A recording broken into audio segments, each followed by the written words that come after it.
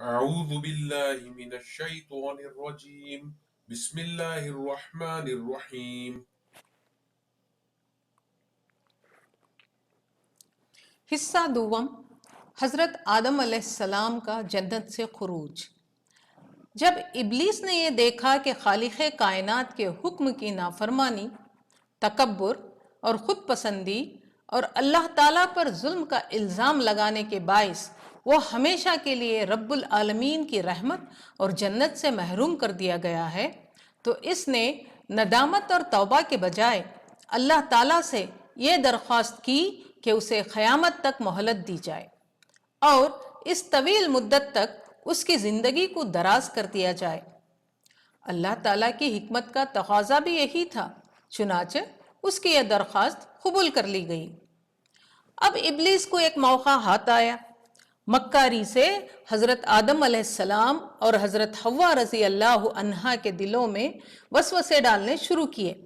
اس نے نہایت چالاکی سے یہ تاثر دیا کہ جس شجر کے قریب جانے سے اللہ تعالیٰ نے منع فرمایا ہے وہ در حقیقت شجر خلد ہے، جس کا پھل انہیں ابدی حیات، فرشتوں جیسی بلندی اور جنت میں ہمیشہ کا سکون اور قرب الہی عطا کر سکتا ہے۔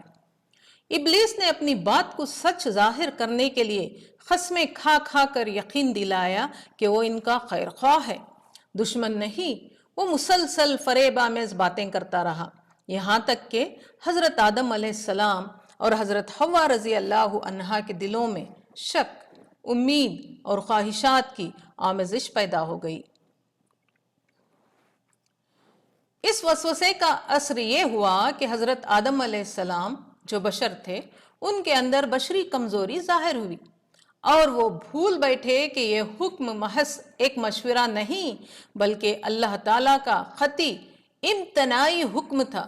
جنت میں ہمیشہ رہنے اور دائمی قرب الہی حاصل کرنے کی خواہش میں وہ لغزش کا شکار ہو گئے اور درخت کا پھل چکھ لیا۔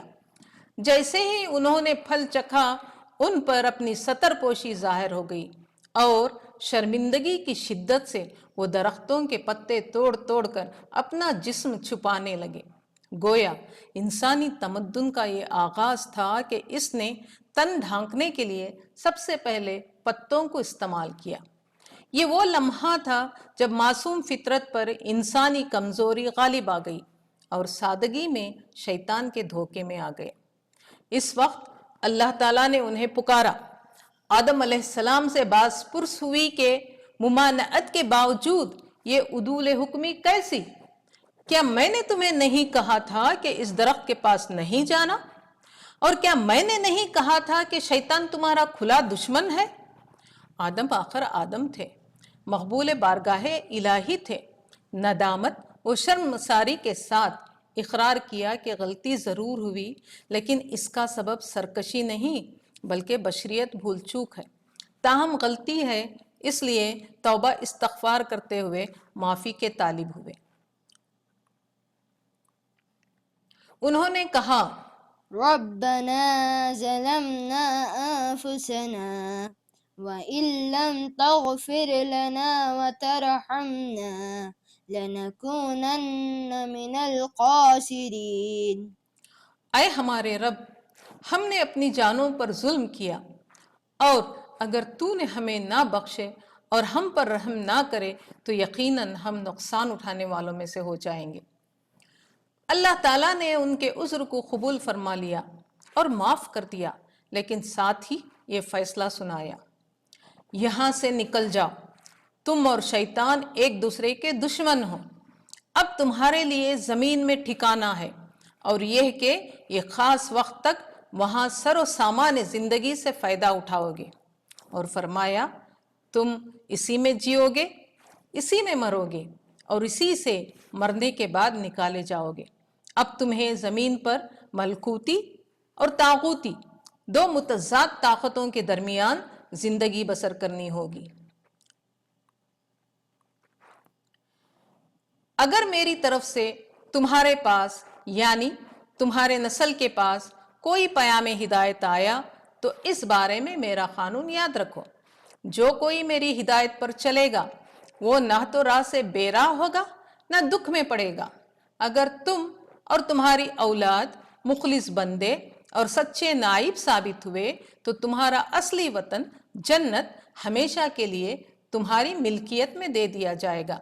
اپنی مقررہ زندگی تک زمین میں حق عبودیت ادا کرتے رہو۔ اس طرح انسانوں کے باپ اور خدا تعالیٰ کے خلیفہ حضرت آدم علیہ السلام نے اپنی رفیق حیات حضرت حوا رضی اللہ عنہا کے ساتھ خدا کی زمین پر قدم رکھا۔ یوں تو حضرت آدم علیہ السلام کے واقعے میں ہمارے لیے بہت سی سیکھنے کی باتیں ہیں، لیکن یہاں چند خاص نصیحتوں کی طرف توجہ دلانا مفید ہوگا جو ہمیں بہتر انسان بننے کی راہ دکھائیں۔ پہلا، اللہ تعالیٰ کی حکمتیں بے شمار ہیں جنہیں مکمل طور پر کوئی بھی نہیں جان سکتا، چاہے وہ اللہ کے کتنے ہی مقرب کیوں نہ ہو۔ اسی لیے فرشتے بھی حضرت آدم علیہ السلام کی خلافت کی حکمت کو ابتدا میں نہ سمجھ سکے اور حقیقت واضح ہونے تک حیران رہے۔ اگر اللہ تعالیٰ کی نظر کرم کسی معمولی چیز پر بھی پڑ جائے تو وہ بلند ترین مقام تک پہنچ سکتی ہے۔ مٹی کو دیکھیں جو خلافت، نبوت اور رسالت جیسے عظیم درجے تک پہنچی، مگر اللہ کی عنایت محض اتفاق نہیں ہوتی بلکہ حکمت، قابلیت اور خاص انتظام کے ساتھ ہوتی ہے۔ تیسرا، انسان کو اگرچہ اعلیٰ مقام اور عظمت عطا ہوئی مگر اس کی فطری کمزوری اپنی جگہ برقرار رہی۔ یہی انسانی کمزوری تھی جو حضرت آدم علیہ السلام کو ابلیس کے فریب میں لے آئی۔ چوتھا، اگرچہ انسان خطا کرتا ہے لیکن اگر دل میں سچی ندامت اور توبہ ہو تو اللہ کی رحمت کا دروازہ کبھی بند نہیں ہوتا۔ جیسے حضرت آدم علیہ السلام کی بخشش خلوص سے ملی، ویسے ہی ان کی نسل کے لیے بھی اللہ کی رحمت ہمیشہ کھلی ہے، شرط صرف سچائی اور اخلاص ہے۔ پانچواں، بارگاہ الہی میں گستاخی یا بغاوت بڑی سے بڑی نیکی اور بھلائی کو بھی تباہ کر دیتی ہے اور ابدی ذلت و خسران کا باعث بن جاتی ہے۔ ابلیس کا واقعہ عبرتناک ہے۔ اس کے ہزاروں سال کی عبادت گزاری کا جو حشر بارگاہ الہی میں گستاخی اور بغاوت کی وجہ سے ہوا، وہ بلا شبہ اپنے دامن میں بے شمار عبرت و نصیحت لیے ہوئے ہے۔ اس موقع پہ مجھے ایک شعر یاد آیا، گیا شیطان مارا ایک سجدے کے نہ کرنے سے، گیا شیطان مارا ایک سجدے کے نہ کرنے سے، اگر لاکھوں برس سجدے میں سر مارا تو کیا مارا۔ انشاءاللہ اگلے ایپیسوڈ میں ہم جانیں گے قابل و حابیل کا واقعہ۔ السلام علیکم۔ Please like, share and subscribe to our channel.